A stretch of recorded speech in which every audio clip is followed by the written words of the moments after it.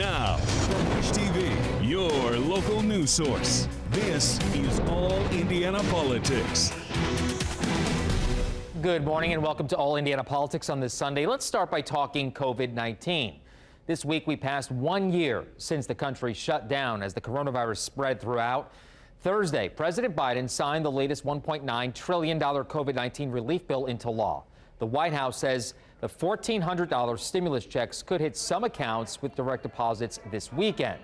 The Biden administration also says Indiana will get $3.2 billion in money for the state government, $2.5 billion for local fiscal relief, and more than $2 billion for schools to help reopen. I spoke with White House Deputy Press Secretary Karine Jean-Pierre just minutes after the president signed that bill. And we welcome in Karine Jean-Pierre, Deputy Press Secretary for the White House. Karine, good to see you. Thank you for taking some time. Absolutely. Thanks for having me, Phil. My pleasure. Looking forward, the bill now signed. When are the checks going to start to go out?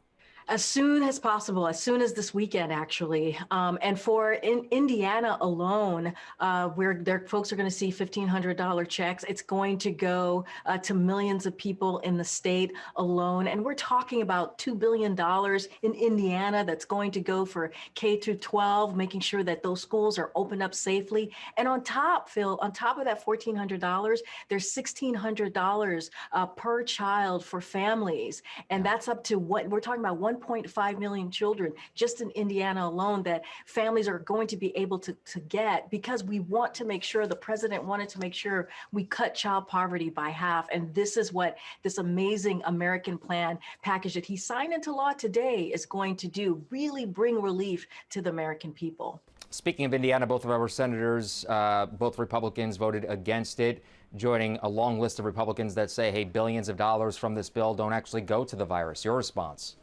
It does. I mean, that's one of the reasons we wanted to pick. Look, let me step back for a second, Phil. We are dealing with the two most insane crises, compounding crises that we've ever had to face in this country, which is the pandemic, which we are commemorating tonight because of the 1 year of the shutdown and the lives that have been lost. And also this economic component, which is why the American Rescue Plan was so critical to get passed.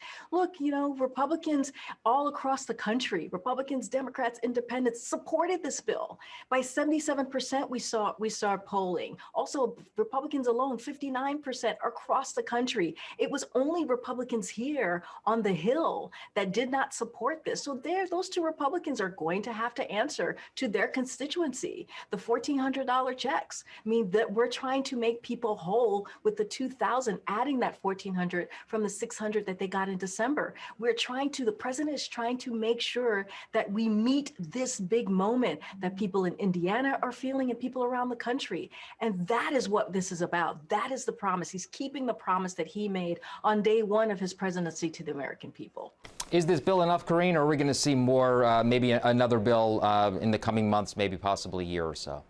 We'll see. I think right now we are very thrilled that this piece of legislation passed, that he signed it into law today. We have to implement it, Phil, as you can imagine. Implementing it is going to be, a big part of our next step, that we have to be laser focused. The president is going to be doing that, his team. We are going to make sure that people get their checks and all of the other components of this massive bill as well. And so that's the focus right now, making sure that we get people their checks, making sure that they get these child tax credit, making sure these schools are opened up safely. And so we have the funding for that now. And so there's a lot of work to be done, and that's going to be our focus. And also the vaccine. We got to make sure people get their doses, their shots in their arms. Absolutely. Thank you for taking some time on a very busy Phil. day. Karine Jean-Pierre with the White House. We'll see you soon. Thank you. Appreciate you so much. Thank you. Take care. Representative Jim Baird is kind enough to join us on a very busy week in Washington, some votes and some very high-profile issues. So, Congressman, thanks for being with us.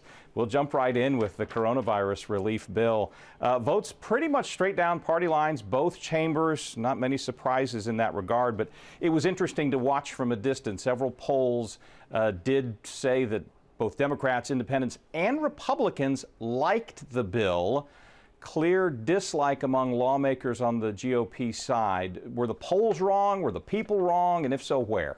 Well, I don't know where the polls came from. It's got so I know that the GOP, we are concerned about the fact that we're putting forth another $2 trillion bill or package.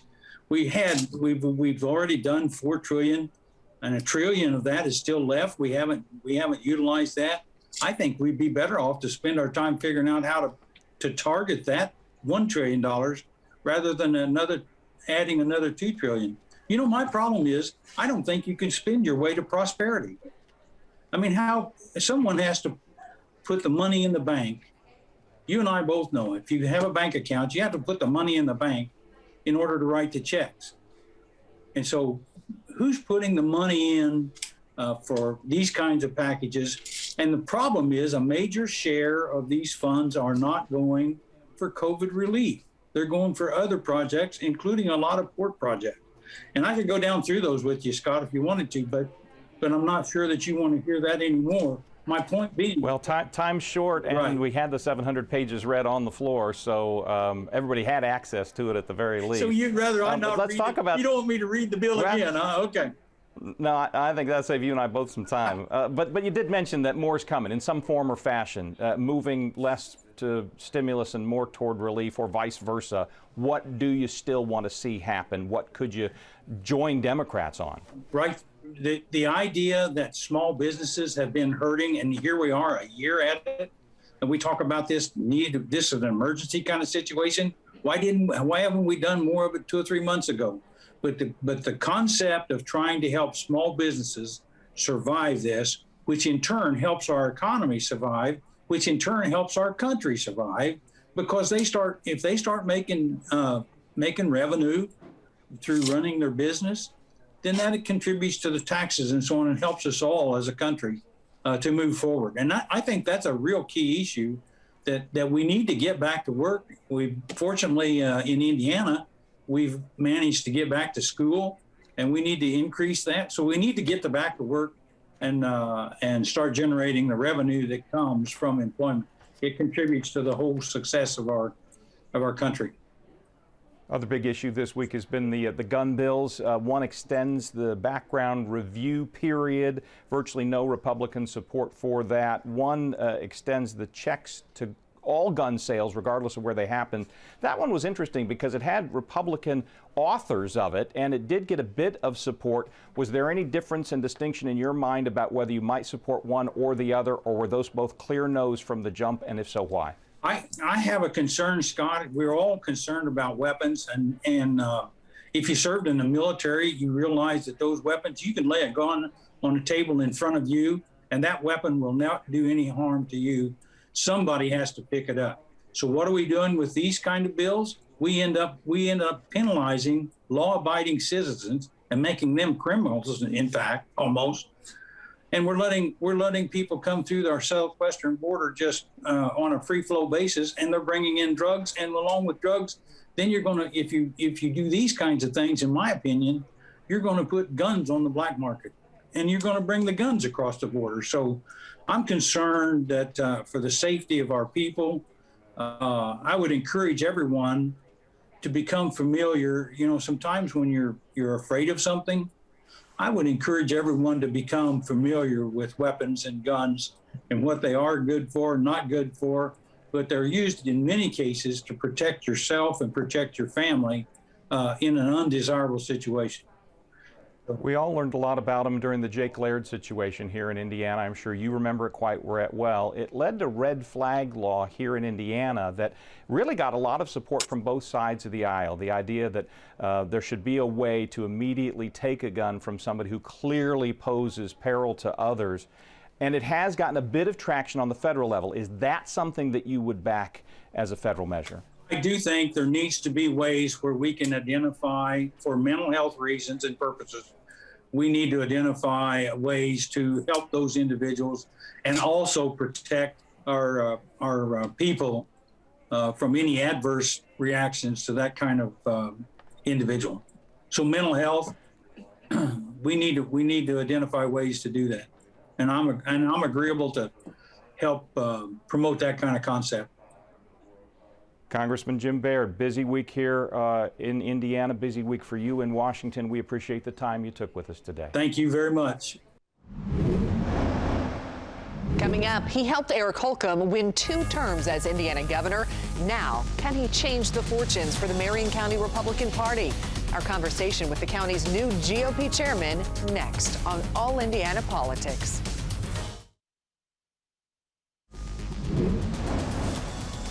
Welcome back to All Indiana Politics. As we turn our attention inside Marion County, the county's Republican Party has chosen a new chairman.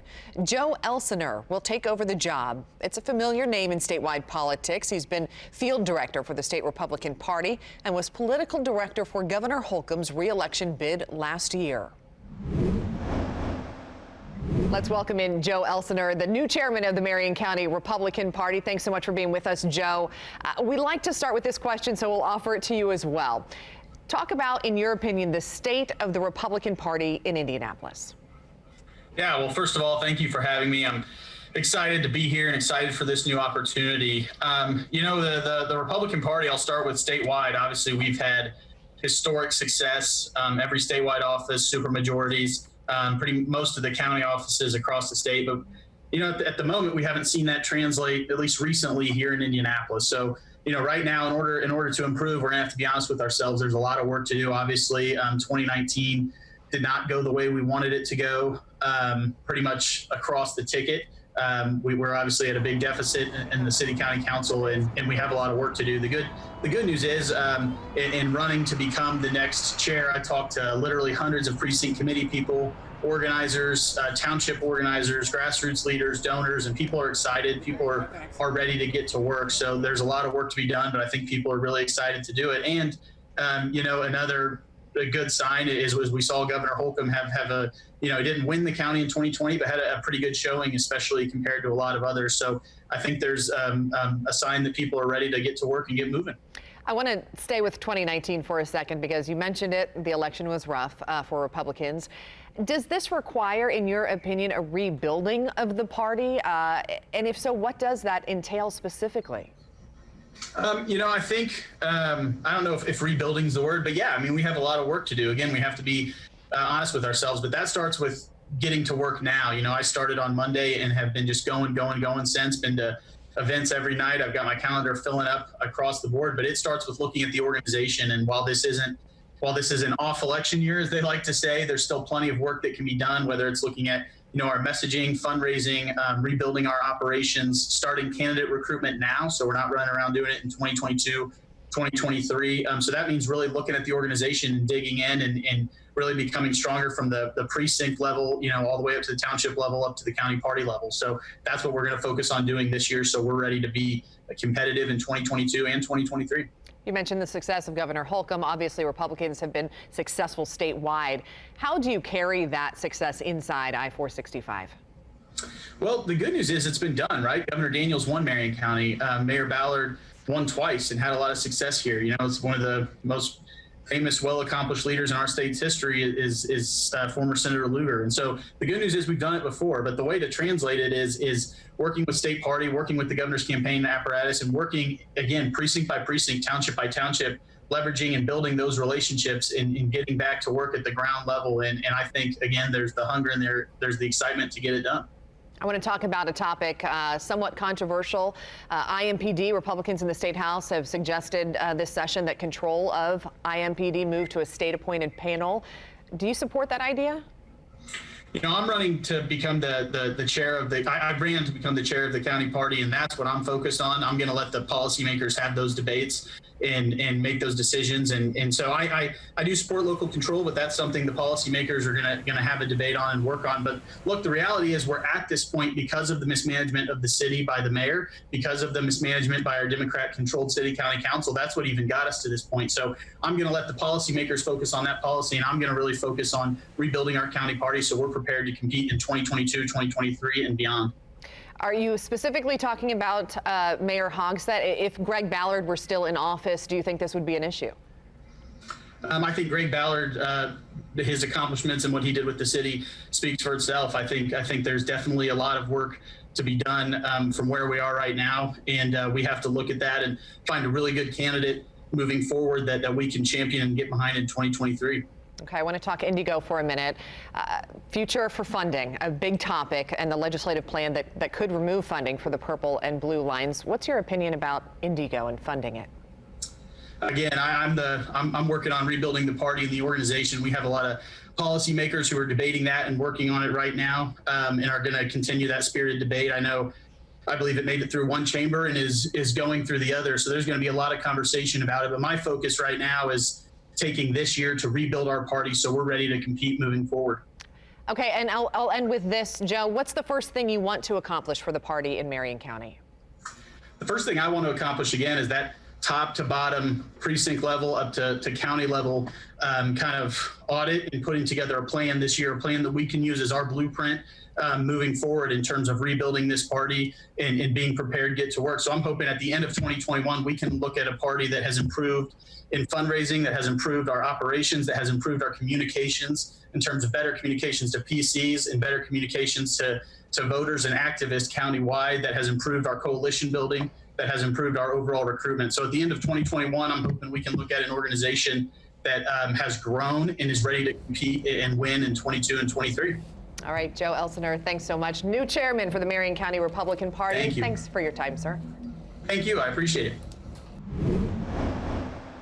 Coming up, the fight to limit the governor's emergency powers during the pandemic. We take you inside this week's tense hearings next on All Indiana Politics.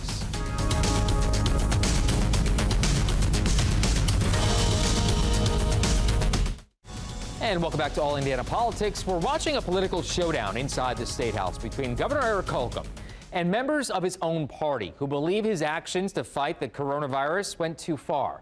Some Republican lawmakers are pushing a bill that would restrict the governor's powers during an emergency. This week, the governor's office fought back, sending some of the top names in his administration to defend their work. It was a hearing filled with tension. Important public health decisions, especially during a public health emergency, should remain with individuals with expertise in public health and medicine. Can you tell me definitively what in House Bill 1123 negatively impacts your ability to do what you've done? Just get one specific definitive thing that this bill would impede your ability to do your job. So the one definitive thing is, I think as we move forward and we make decisions on how we respond to other disasters throughout the state, every one of you has disasters that happen locally that you represent folks, constituents. I want to be able to be in charge of an agency that responds in the best manner possible. And so how does this bill change that? I want one example. How does this bill change that?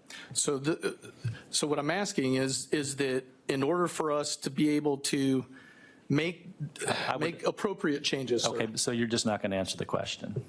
I asked you to give me one specific thing, how this bill changes your ability.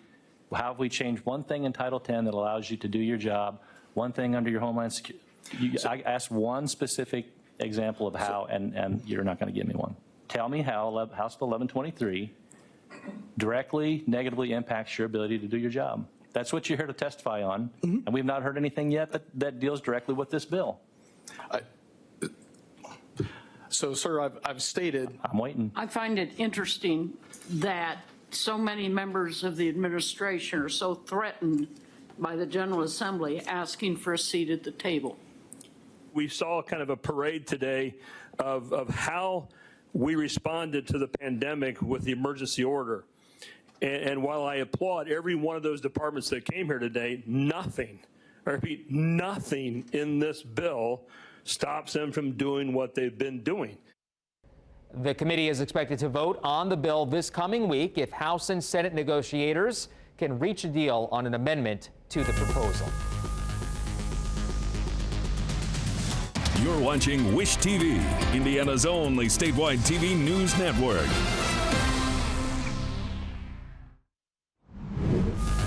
Thank you for joining us for All Indiana Politics this week. We'll be back here next Sunday morning, 9:30. You can also find our brand new All Indiana Politics podcast. It's part of the All Indiana Podcast Network at wishtv.com. Have a great rest of your weekend.